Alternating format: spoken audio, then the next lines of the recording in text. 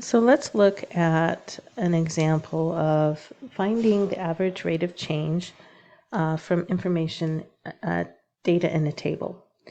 We're going to use the temperature data in this table provided to determine the average rate of change in the temperature from day 1 to day 3 and from day 2 to day 5. Now, as we're looking for the average rate of change in temperature, we will be focusing on this ratio, the change in temperature from T2 to T1 over the elapsed time. So let's go ahead and start by looking at day 1 to day 3. So I'm going to abbreviate this as AROC for average rate of change. Our average rate of change is temperature on day 3 minus temperature on day 1, that over 3 minus 1. The units for my temperature are degrees Fahrenheit as indicated in the table, and the units for my time are days. So we're looking at degrees Fahrenheit per day. Now, day 3 had a temperature of 87 degrees, minus day 1 had a temperature of 76, over 3 minus 1, which is 2 degrees Fahrenheit per day. Continuing to simplify, we have 11 over 2, or 5.5 degrees Fahrenheit per day. So that's our average rate of change from day 1 to day 3. Now we were also asked to look at day 2 to day 5. So in this case, our average rate of change is temperature on day 5 minus temperature on day 2 divided by 5 minus 2. Our units are degrees Fahrenheit per day.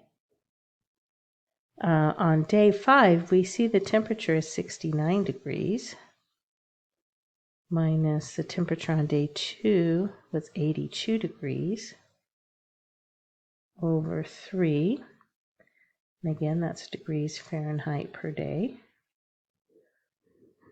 We'll continue to simplify, and we will get negative 13 over 3 degrees Fahrenheit per day, which is approximately negative 4.33 degrees Fahrenheit per day as our rate of change, our average rate of change.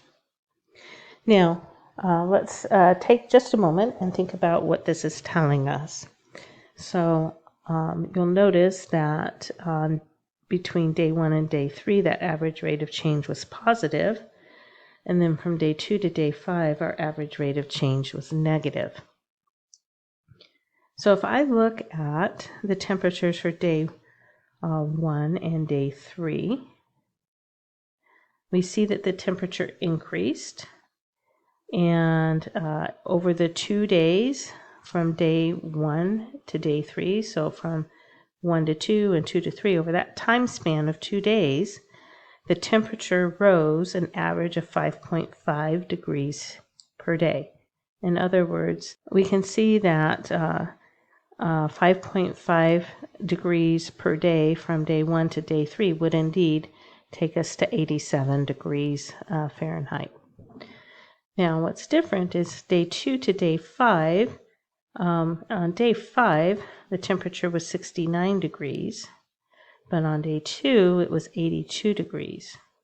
So the temperature dropped, and that's reflected here in this negative sign on our average rate of change. Now, there's a time span of 3 days between day 2 and day 5. We can see that here in the denominator.